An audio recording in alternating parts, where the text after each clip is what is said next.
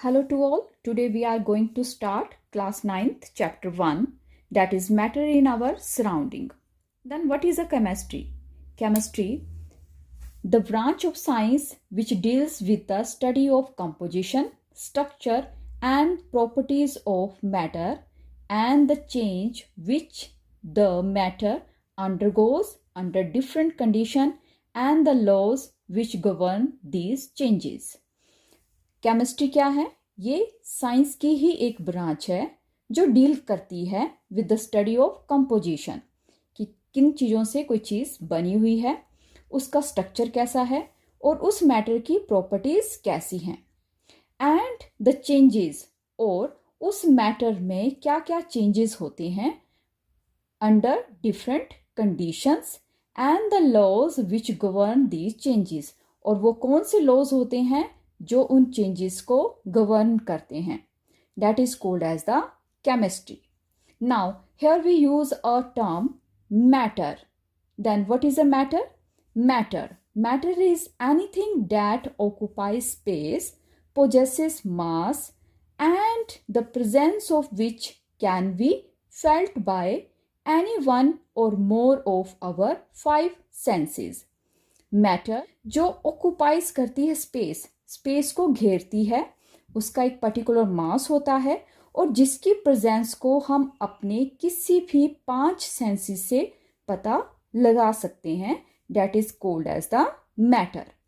Now classification of matter की classification क्या होती है? According to the ancient Indian philosopher, all the matters, whether living or non-living, is made up of 5 basic components called the Panch Tattva. That is air, earth, fire, sky and Indian philosopher, जो ancient Indian philosopher थे, उन्होंने कहा था कि जितने भी living हैं या नॉन लिविंग मैटर है वो सारे के सारे 5 बेसिक कंपोनेंट से मिलकर बने हुए हैं, जिनका उन्होंने नाम दिया था पंच तत्व. और ये पंच तत्व क्या है? हवा हो गई, अर्थ हो गई, आग, आकाश और water. A similar classification of matter was also evolved by ancient Greek philosopher. Modern scientist have classified matter into following 2 types on the basis of their properties. Now जो इंडियन फिलोसफर थे और ग्रीक फिलोसफर थे, उन्होंने कहा कि जितने भी matter है वो 5 मेन तत्वों से मिलकर बने हुए हैं, 5 मेन एलिमेंट से मिलकर बने हुए हैं. लेकिन जो मॉडर्न साइंटिस्ट थे उन्होंने मैटर को उनकी फिजिकल और केमिकल क्लासिफिकेशन के बेस पर डिवाइड किया है. First is the physical classification. On the basis of the physical properties, matter is solid, liquid or gases. On the basis of chemical classification, and the matter is divided into elements, compound and mixture. Now in this chapter we will study about the physical nature of the matter, physical classification of the matter. Now physical nature of matter. First, matter is made up of particles. जो matter होते हैं वो छोटे छोटे particle से मिलकर बने होते हैं. Some scientist believe that matter was continuous like a block of wood और अ शीट ऑफ ग्लास. कुछ एक साइंटिस्ट ये बिलीव करते थे कि जो मैटर होता है वो एक वुड का ब्लॉक है या फिर ग्लास की एक शीट है. उस तरह से कंटिन्यूसली में मैटर जो है वो प्रेजेंट होता है. Whereas other believed that the matter was made up of particles like sand. लेकिन कुछ एक साइंटिस्ट ऐसे थे जो ये बिलीव करते थे कि मैटर जो है वो कंटिन्यूस नहीं है, वो छोटे छोटे पार्टिकल से मिलकर बना हुआ है जैसे कि सैंड होती है. To understand whether the matter is continuous और अ पार्टिकुलर इन नेचर, कि मैटर जो है वो कंटिन्यूस है या फिर एक पार्टिकल नेचर का है, हम एक छोटा सा एक्सपेरिमेंट करते हैं. Hold a sheet of glass in your hand. अपने हाथ में ग्लास की एक शीट लेनी है. It appears continuous. हमें जो वो शीट है एक कंटिन्यूस ग्लास शीट ही दिखती है. Now throw it on the floor. उसके बाद अगर हम उसको फ्लोर पे फेंक देते हैं, it breaks into very small और द टाइनी पार्टिकल्स। लेकिन तब क्या होता है कि जो वो ग्लास शीट होती है वो छोटे छोटे टाइनी पार्टिकल्स में टूट जाती है। This show that the matter is not continuous but it made up of small particles. इस एक्सपेरिमेंट से हमें ये पता चलता है कि जो मैटर होता है वो कंटिन्यूस नहीं होता है, it is made up of small particles. वो स्मॉल पार्टिकल से मिलकर बना होता है। Everything around us is made up of small particles.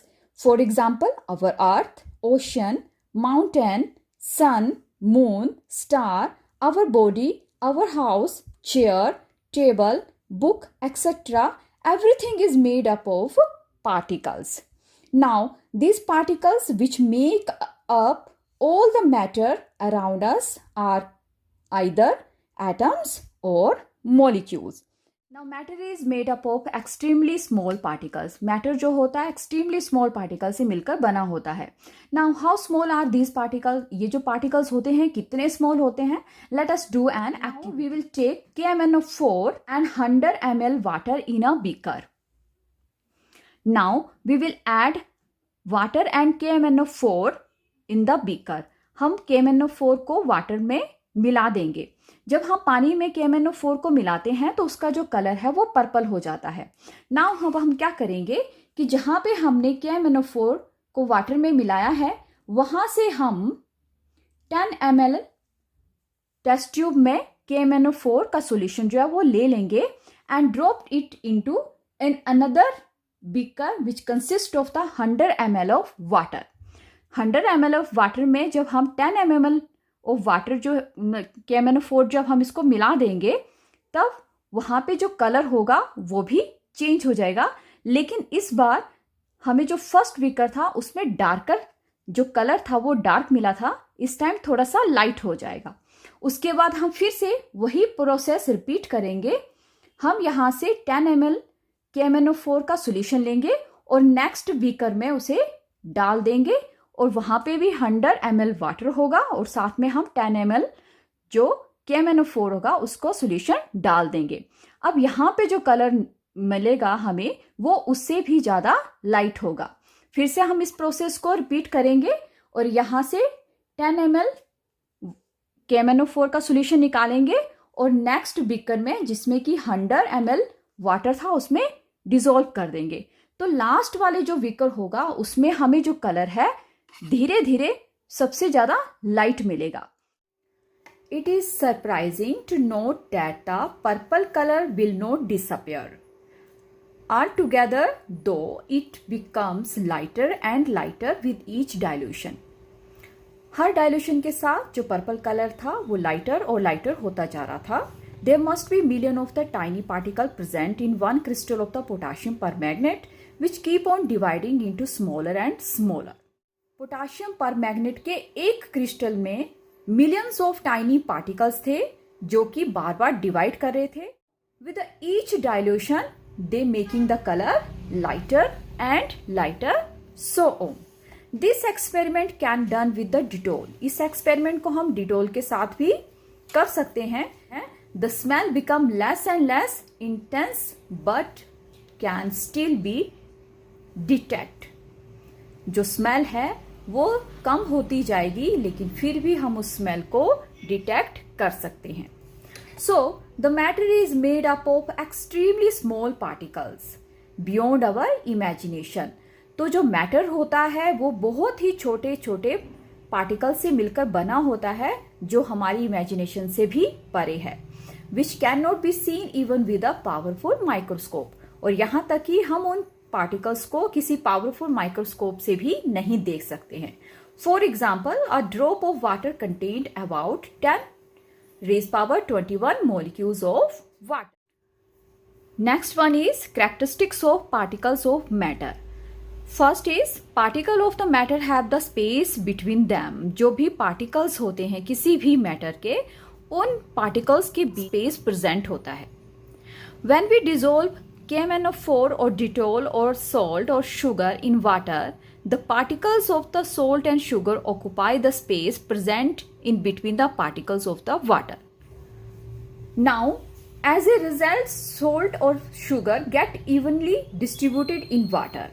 अब रिजल्ट क्या होता है कि जो भी सोल्ट होता है या शुगर होता है वो पानी में इक्वली डिस्ट्रीब्यूटेड हो जाता है and the level of the solution in beaker does not change. और जो लेवल होता है वाटर का वो उसके ऊपर कोई फर्क नहीं पड़ता है, वो सेम ही रहता है। So that can be conclude there are space present in between the particles of the matter. तो इससे ये कंक्लूजन निकाला जाता है कि जो मैटर होते हैं उसके जो पार्टिकल्स होते हैं उसके बीच में स्पेस प्रेजेंट होता है, जिसमें दूसरा पार्टिकल अगर हम उसमें डिसॉल्व करते हैं या डालते हैं तो वो उस स्पेस को ऑक्यूपाई कर लेता है। The size and the number of these spaces however differ from one kind of the matter to the other. अब क्या है कि जो साइज होता है या नंबर होता है इन स्पेसेस का, वो जो भी मैटर होता है मैटर टू मैटर डिफर करता है। Second characteristics of particle is the particle of the matter are continuously moving। जो भी मैटर के पार्टिकल्स होते हैं वो कंटिन्यूसली मूव करते रहते हैं। Particles of the matter are never at rest. जितने भी पार्टिकल्स होते हैं मैटर के वो कभी भी रेस्ट पे नहीं रहते हैं, but they are continuously moving. वो हमेशा मूव करते रहते हैं। Particles of the matter possesses kinetic energy. इसलिए मैटर के जो पार्टिकल्स होते हैं उनमें काइनेटिक एनर्जी होती है which increase with rise in temperature. और जैसे ही हम टेम्परेचर को राइज अप करते हैं तो काइनेटिक एनर्जी जो है वो भी इंक्रीज हो जाती है। For example the smell of the incense stick. जो भी अगरबत्ती की स्मेल होती है वो आपको दूर से ही पता चल जाती है। और हॉट फूड अगर आपके सामने रखा है या कहीं दूर रखा है तब भी आपको उसकी स्मेल से पता चल जाएगा। डैट मीन्स कि जो पार्टिकल्स हैं वो हवा में मूव कर रहे हैं, वो कंटिन्यूसली मूव कर रहे हैं। Third characteristics of particle is the particle of the matter attract each other. जितने भी मैटर के पार्टिकल्स होते हैं वो एक दूसरे को अट्रैक्ट करते हैं। Particles of the matter have a force acting between them. जो भी मैटर के पार्टिकल्स होते हैं उसमें एक फोर्स होती है जो उनके बीच में प्रेजेंट होती है। This force keep the particles together. ये वो फोर्स होती है जिसकी वजह से किसी मैटर के जो भी पार्टिकल्स हैं वो इकट्ठे रहते हैं। The strength of this force of attraction however differ from one kind of the matter to other. अब जो ये स्ट्रेंथ होती है, जो फोर्स होती है अट्रैक्शन की, वो भी मैटर टू मैटर डिफर करती है। For example hammering on a iron nail. अगर हम आयरन नेल को हैमर करें और on a piece of the chalk या फिर एक चौक के पीस के ऊपर हैमर करें और ऑन अ रबर बैंड, तो कौन जल्दी टूटेगा और कौन बाद में टूटेगा। जब हम हैमरिंग करते हैं आयरन नेल को तो उसको टफ होता है उसको तोड़ना या उसको चपटा बनाना, जबकि हम चौक के ऊपर इजीली कर सकते हैं और उससे भी ज्यादा इजीली हम रबर बैंड के ऊपर। Matter exist in 3 form. Matter जो है मेनली 3 फॉर्म्स में एग्जिस्ट करता है। First is solid state. What is the solid state? Solid is that form of matter which possesses rigidity and is incompressible and hence has a definite shape and volume। Now जो solid होता है उसमें rigidity होती है और incompressible, that means कि हम उसको कंप्रेस नहीं कर सकते हैं। And they have shape and a definite volume. Now here are the some properties of the solid state. The particles are very closely packed. In solid state जो भी particles होते हैं दे आर क्लोजली पैक्ड होते हैं। The inter particle distances are the smallest. और उन particles के बीच में जो भी डिस्टेंसेज होती हैं वो भी बहुत ही कम होती है, बहुत ही स्मॉल होती है। The inter particle force of attraction are strongest. और जो भी सॉलिड होते हैं उनकी जो फोर्स ऑफ अट्रैक्शन होती है पार्टिकल्स के बीच में वो बहुत स्ट्रोंग होती है। They have a definite shape and volume. उनका एक डेफिनेट शेप होती है, उनका डेफिनेट वॉल्यूम होता है। Solid are completely incompressible. जो भी सॉलिड होते हैं वो टोटली जो है इनकम्प्रेसिबल होते हैं, डैट मीन्स कि हम उनको कंप्रेस नहीं कर सकते हैं। Solid possess rigidity. सॉलिड्स में रिजिडिटी होती है। Particles can move, vibrate. Particles can only vibrate about their mean position. और जो पार्टिकल्स होते हैं वो अपने मेन पोजीशन पर ही वाइब्रेट कर सकते हैं। So that solid have only vibratory motion. इसलिए जो सॉलिड्स होते हैं उनमें सिर्फ वाइब्रेटरी मोशन प्रेजेंट होता है। There particles have the minimum energy, उनके पार्टिकल्स के पास बहुत कम मिनिमम एनर्जी होती है। They have the high density, उनकी घनत्वता बहुत ज़्यादा होती है। They normally do not show the property of diffusion. This figure show the particles of a solid. अब यहाँ पे देखिए जो भी सॉलिड के पार्टिकल्स हैं वो एक दूसरे के कितने क्लोज प्रेजेंट हैं और उनके बीच में फोर्स ऑफ अट्रैक्शन बहुत ज़्यादा है। तो जो भी सॉलिड होता है इसीलिए हम कहते हैं कि उसका एक डेफिनेट शेप होती है, डेफिनेट वॉल्यूम होता है और वो जो है रिजिडिटी शो करते हैं, उनकी डेंसिटी ज़्यादा होती है एंड दे आर इनकम्प्रेसिबल, और उनको हम कंप्रेस नहीं कर सकते हैं। तो this is the structure of the solid. Now next state is liquid state. Liquid is the form of matter which possess fluidity but is almost incompressible and hence has a definite volume but no definite shape. जो liquid होते हैं उसमें fluidity होती है, that means कि वो flow करने की ताकत होती है, but they are almost incompressible, लेकिन वो भी जो हैं लिक्विड जो होते हैं उनको भी हम कंप्रेस नहीं कर पाते हैं। So that they have a definite volume but they do not have the definite shape. उनका एक पर्टिकुलर वॉल्यूम होता है लेकिन उनकी एक पर्टिकुलर शेप नहीं होती है। Properties of the liquid state, the particles are less closely packed, उनके पार्टिकल्स क्लोजली पैक्ड नहीं होते हैं। Interparticles distances are larger than those in solid but smaller than those in gases. Interparticle distances जो होती हैं वो solid से तो ज़्यादा होते हैं लेकिन gases से कम होती हैं। Interparticles forces of attraction are weaker than those in solid but stronger than those in gases. Interparticles force of attraction, जो force of attraction है between the particles के बीच में, वो सॉलिड से तो कम होते हैं लेकिन गैसेस से ज्यादा होती है। They have a definite volume but no definite shape. Liquid are almost incompressible, liquid जो होते हैं इनकम्प्रेसिबल होते हैं।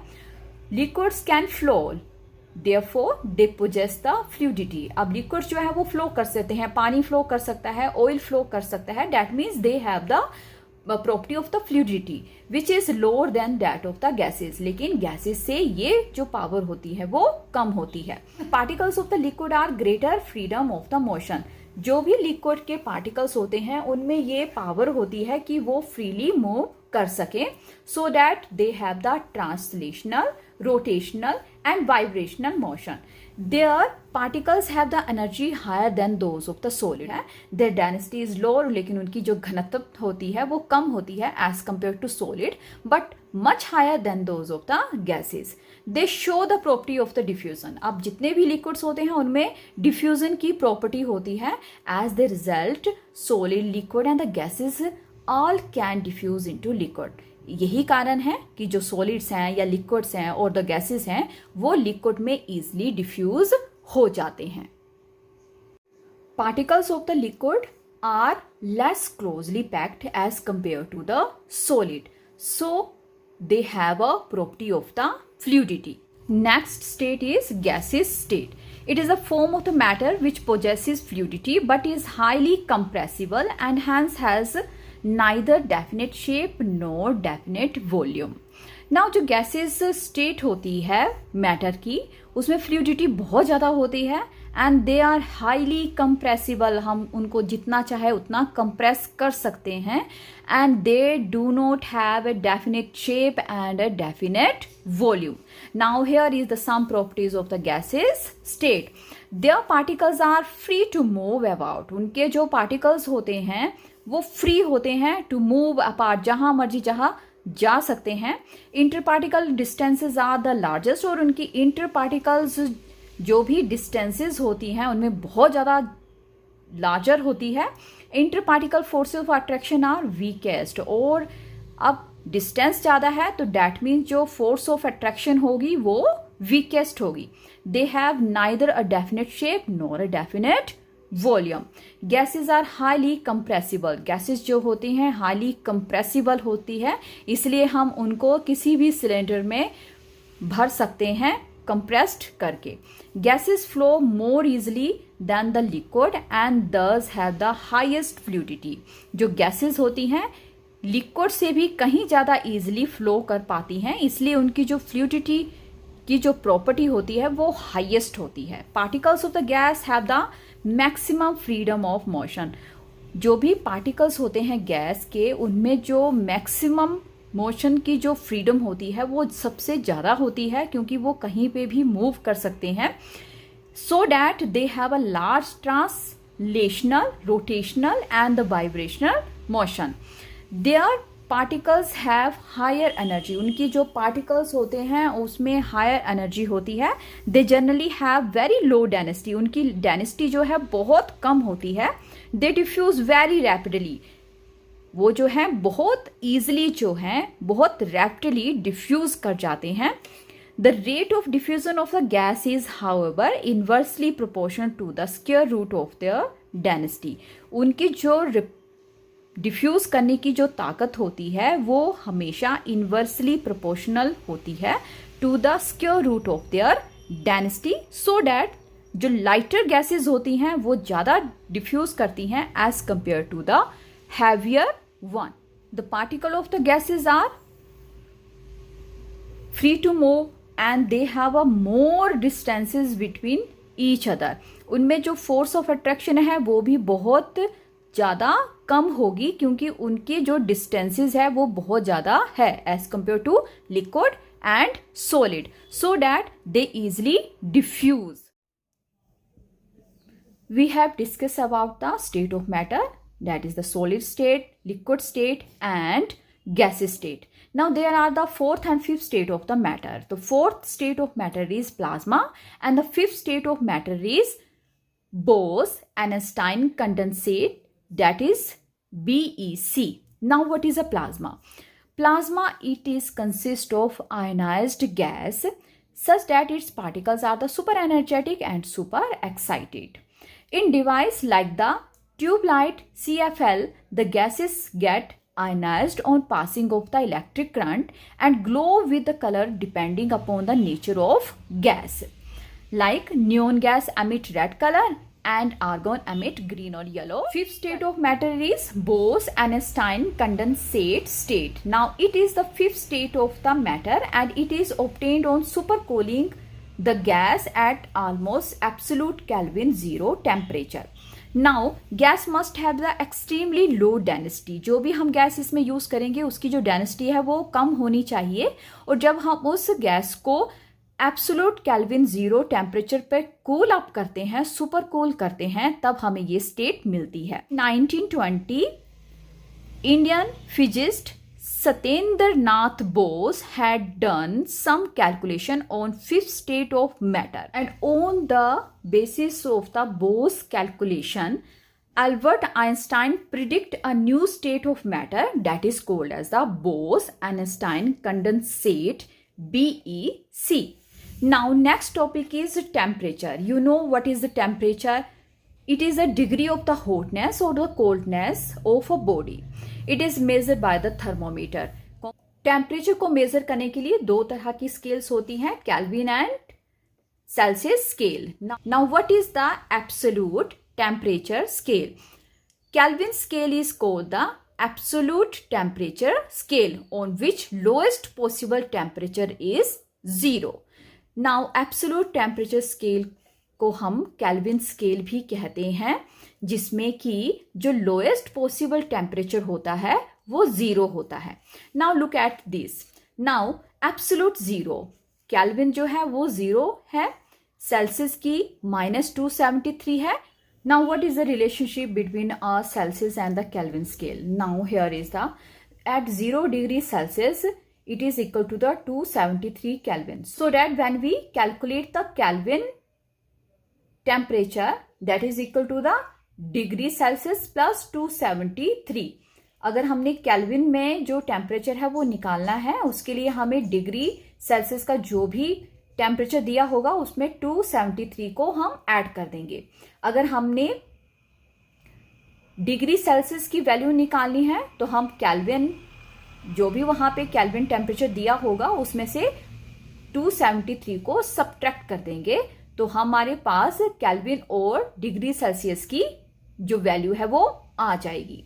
Now next topic is interconversion of state of matter, or can matter change its state? The phenomena due to which matter change from one state to another state and the back to its original state, that is called as the interconversion. This only depend on the interparticle distances which are inversely proportional to the interparticle forces of attraction. Only depend करता है inter particles distances के ऊपर, जो कि inversely proportion होते हैं inter particle force of attraction के। जितनी डिस्टेंसेस ज्यादा होगी उतनी ही फोर्स उसमें कम होगी, जितनी डिस्टेंसेस कम होगी उतनी ही फोर्स उनमें ज्यादा होगी। Now inter conversion of the state of matter is affected by the two phenomena. अब इंटर कन्वर्जन जो भी हो रही है स्टेट ऑफ मैटर की, तो वो अफेक्टेड होती है by the two phenomena and they are temperature and pressure. Here is a figure, here is the solid state, here is the liquid state and here is the gas state. Now when we freeze the liquid we get the solid, when we melt the solid we get the liquid, when we vaporize a liquid we get the gas, and when we condensed a gas we get a liquid. When we cool or heat by the mean of the sublimation we get the gases. Now interconversion of the state of matter is affected by two phenomena, that is one is the temperature and other is pressure. Now first is the effect of change of temperature. अगर हम temperature को change करते हैं तो interconversion of the matter पे क्या effect पड़ता है। First is change of state from solid to liquid. अगर हम मैटर की जो स्टेट है उसको हम सॉलिड टू लिक्विड चेंज कर रहे हैं तो वहां पे क्या होगा, अब सॉलिड है, सॉलिड से लिक्विड बन रहा है, दैट मीन्स कि हम सॉलिड को क्या कर रहे हैं, we are going to melt it. और on increasing the temperature of the solid, जब हम किसी भी सॉलिड का टेम्परेचर इंक्रीज करते हैं by the mean of the heating, the kinetic energy of the particles increases. जो भी काइनेटिक एनर्जी होती है पार्टिकल्स की वो क्या करेंगी, वो इंक्रीज करेंगी, and the particles start vibrating with the greater speed. और जो पार्टिकल्स होते हैं किसी भी सॉलिड के, वो वाइब्रेट करना शुरू कर देते हैं ग्रेटर स्पीड के साथ। The energy supplied by the heat overcome the force of attraction between the particles. और जो एनर्जी हम हीट के थ्रू उन पार्टिकल्स को सप्लाई कर रहे हैं, वो हीट जो होती है वो ओवरकम हो जाती है force of attraction between the particles. Particles के बीच में जो फोर्स ऑफ अट्रैक्शन है उसके ऊपर ओवरकम हो जाती है। So the particle leave their fixed position and start moving more freely. जब हम उनको इतनी हीट देते हैं, इतनी एनर्जी देते हैं, तो पार्टिकल जो हैं अपनी फिक्स पोजीशन से हट जाते हैं and they start moving more freely. Then a stage is reached when the solid melt and it convert to a liquid.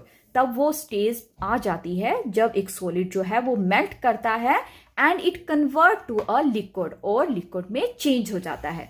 Now the temperature at which a solid melt to become a liquid at the atmospheric pressure is called its melting point. अब वो temperature जिसमें एक solid जो है liquid बन जाता है eight the atmospheric pressure के ऊपर, देन उस पॉइंट को कहते हैं melting point.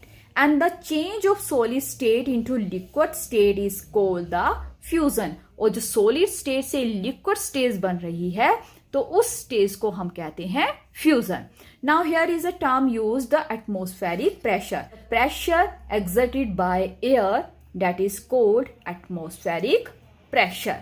Now here is the one example, conversion of the ice to water. जब हम आइस को वाटर में कन्वर्ट करते हैं then what happened, हम उसको हीट दे रहे हैं और जो आइस है वो धीरे धीरे मेल्ट हो रही है. जो प्रोसेस है मेल्टिंग का वहां पे चल रहा है और हमने साथ में थर्मोमीटर लगा के रखा है, लेकिन थर्मोमीटर पे हमें कोई भी rise of the temperature, there is a no rise in temperature. जब आइस को मेल्ट कर रहे हैं वहां पे कोई भी टेम्परेचर में राइज जो नहीं हो रहा है. Where does the heat energy go, तो हीट एनर्जी कहाँ जा रही है, This heat energy is actually used up in overcoming the force of attraction. This heat energy is actually कहाँ used हो रही है? Overcoming the force of attraction between the particles of the solid. जो भी particles हैं solid के, उनके बीच में जो force of attraction है, उस attraction को तोड़ने के लिए वो heat energy used up हो रही है. And the change of the state from solid to liquid without increasing their kinetic energy. In other words, this heat get hidden within the particle is called the latent. तो जो heat होती है वो particles में hidden रहती है और इस हिडन एनर्जी को हम कहते हैं latent heat. Now latent heat of the fusion की डेफिनेशन क्या है? The amount of the heat energy that is required to change the 1 kg of a solid into liquid at atmospheric pressure at its melting point is called the latent heat of fusion. Third one is change of state from liquid to gas. अब यहाँ पे क्या हो रहा है? Liquid से हम gas बना रहे हैं. That means हम लिक्विड को क्या करने जा रहे हैं? बॉयल करने जा रहे हैं. When heat is supplied to the liquid, the kinetic energy of the particle increases. जब हम लिक्विड को हीट देते हैं तो जो पार्टिकल्स होते हैं उसकी काइनेटिक एनर्जी इंक्रीज हो जाती है, due to which inter particle distances increase, और जिसकी वजह से इंटर पार्टिकल डिस्टेंसेस जो है वो इंक्रीज होना शुरू करेंगे क्योंकि जो पार्टिकल्स हैं उसमें काइनेटिक एनर्जी है और वो मूव करना शुरू कर रहे हैं, एक दूसरे से दूर जा रहे हैं. And the force of attraction between the particle decreases, और जो फोर्स ऑफ अट्रैक्शन होगी पार्टिकल्स के बीच में वो डिक्रीज करती जाएगी. At a state is reached when the force between the particle totally cut off. और एक ऐसी स्टेज आ जाएगी जब पार्टिकल्स के बीच में फोर्स ऑफ अट्रैक्शन जो होती है टोटली खत्म हो जाती है and the particles become free to move, और जो पार्टिकल्स होते हैं लिक्विड के वो फ्री टू मूव हो जाते हैं. देन लिक्विड स्टार्ट बॉइलिंग, उस टाइम पे लिक्विड जो है बॉइलिंग स्टार्ट कर देता है. That is liquid change its state to the vapour. Now the temperature at which a liquid start boiling, ऐसा टेम्परेचर जब लिक्विड जो है बॉइलिंग शुरू कर देता है at the atmospheric pressure, that is called as the boiling point. This is the example where the conversion of the water into vapors occur. We take water in a beaker and start heating it with the help of the burner, और जो पानी है वो धीरे धीरे गर्म हो रहा होता है और यहाँ पे वेपर्स बनना शुरू हो जाते हैं. During the boiling of the water, that is the once water start boiling, temperature remain constant at 100 degree. No change in the temperature until all the water has changed into steam. That is temperature remain constant during change of the state from liquid to gases. जब liquid से gas बन रही है तो वहाँ पे temperature में कोई भी चेंज नहीं होगा. And the heat is absorbed by the particles to overcome the force of attraction between particles, and this heat is called as the latent heat of vaporization. Now, और वहाँ पे जो heat वहाँ पे दी जा रही है वो absorb होती है to overcome the force of attraction between the particles. Particles के बीच में जो भी force of attraction है उसको तोड़ने के लिए वो heat वहाँ पे absorb होती है और वो heat जो है called as, and that heat is called as the latent heat of vaporization. Now the amount of the heat energy that is required to change 1 kg of the liquid into the vapors at atmospheric pressure at its boiling point is called the latent heat of vaporization. Fourth one, change of gases to liquid state. जब हम gases को liquid state में change करते हैं तो that means we are doing their condensation. When a gas or vapor, जब भी हम किसी गैस और वेपर को कूल अप करते हैं बाय उसके टेम्परेचर को लो करके, the kinetic energy of the particle decreases. जो काइनेटिक एनर्जी होती है पार्टिकल्स के बीच में वो डिक्रीज कर जाती है as the attraction forces pull the particles close together. जब काइनेटिक एनर्जी उनकी कम होगी तो अट्रैक्टिव फोर्सेस जो हैं वो पार्टिकल्स को ईजिली अपनी तरफ खींच लेंगे एंड गैस और vapour condense, that is gas or vapor change into liquid state. The process of changing a gas or vapor to a liquid by cooling is called as the condensation. Now वो process जिसमें हम gas या vapours को liquid में change कर देते हैं by the mean of the cooling, that is called as a condensation. Now here is the water vapors. When we condensed it or by cooling, we get the water. Next one is the sublimation, a change of state directly from solid to gas or gas to solid without changing into liquid. Liquid stage में जाने की बजाय सीधे solid से gas बन रहा है और गैस से सॉलिड बन रहा है ऑन हीटिंग और cooling, that is called as the ammonium chloride, जो कि सॉलिड फॉर्म में होता है. जब हम इसको हीट करते हैं it changes into ammonium chloride vapours. Interconversion of the state of matter is depend upon the two factor. One is the temperature and other is the pressure. Now on applying the pressure with increasing or decreasing temperature, we can change a gas to liquid or a liquid changes to the solid. For example, when we press a gas in a cylinder with the help of piston, it changes into the liquid, and when we further apply pressure, it changes into a solid. For example, when the pressure is applied on the CO2 gas, it forms the dry ice, which is a solid form.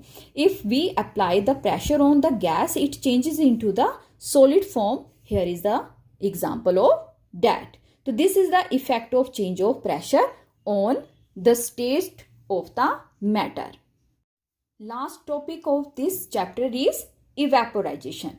Now what is evaporization? The phenomena of the change of liquid into vapors.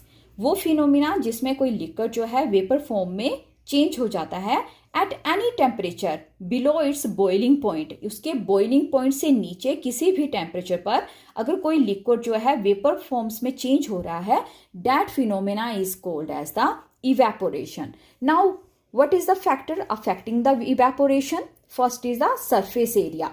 Evaporation is a surface phenomena. जो evaporation होता है वो एक surface phenomena है. Greater is the surface area, more is the rate of evaporation.